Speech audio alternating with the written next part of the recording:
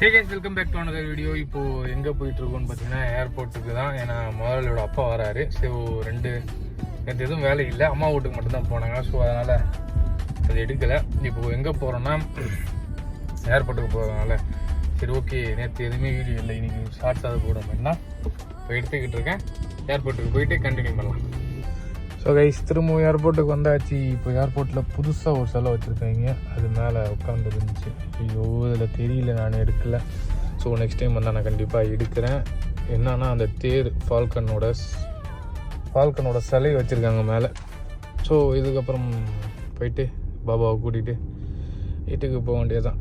ஆனால் ஸோ மணி வண்டிக்கு நிற்கிது.